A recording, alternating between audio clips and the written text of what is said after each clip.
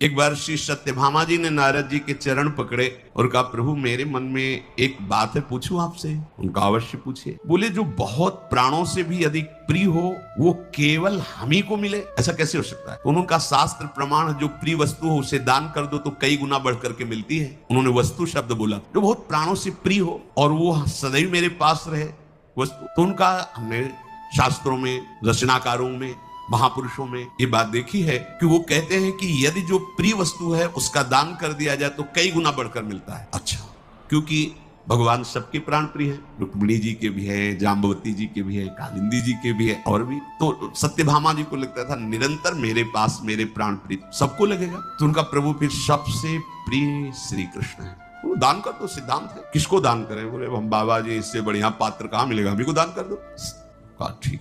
बुलाए गए ब्राह्मण, संकल्प पढ़ा गया, हरि ओम समर्पयामि। सत्यभामा जी ने श्री कृष्णचंद्र जी कहा, राज इनका बीणा उठाओ, चलो हमारे साथ। सत्यभामा जी ने कहा, आपने तो कहा था कि कई गुना बढ़कर आपके पास मिले। तो बोले, आगे फल मिलेगा, अब तो आपने हमें दान कर दिया। रोने लगी, प्रभु ऐसा, हम इन्हीं के लिए तो कह रहे हैं ना कि एक क्षण भी मैं इनसे विलग नहीं रह सकती, इनका वियोग नहीं सह सकती।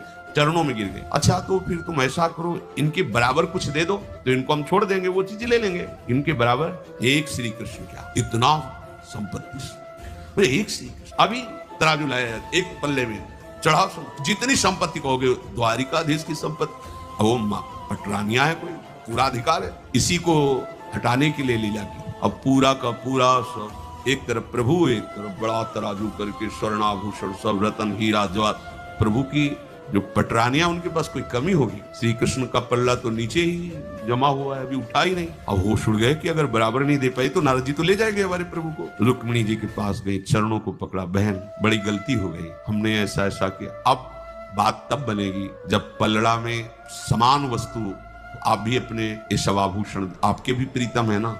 अब बात आ रही कि आपके भी है ना, नहीं कह रहे थे केवल मेरे ही रहे ऐसे। सब रानी पटरानी सबके चरण पकड़े। रुक्मिणी जी तब तक मौन रहे, महालक्ष्मी का अवतार है, सब प्रयास कर मुस्कुराते हैं। अब जब देखा कि पढ़ने ही नहीं उठ रहा, रोने लगी। अब क्या होगा? रुक्मिणी जी ने कहा, आप चिंता मत करो, मुझे पता है किससे तौले जाएंगे। एक तुलसी दल लिया और लिखा कृष्ण, हटाओ इसे अपने आप। और जी ही ऐसे रखा, प्रभु का पल्ला हल्का हो गया, नाम का पल्ला भारी। तुलसी दल लिया और नारद जी ने अपनी जिह्वा पे विराजमान किया, कृष्ण कृष्ण कृष्ण। महिमा, नाम के सदस्य नाम ही हल्का पड़ गया।